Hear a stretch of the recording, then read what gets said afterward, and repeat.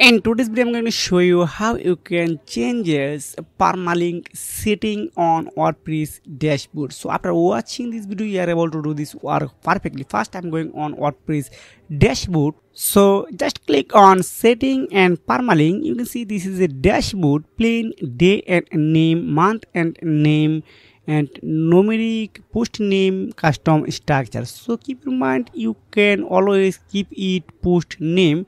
So if you want to add day and name when you post a blog, then you are able to see date on time. This is very annoying, so I always recommend you post name. So just click on save.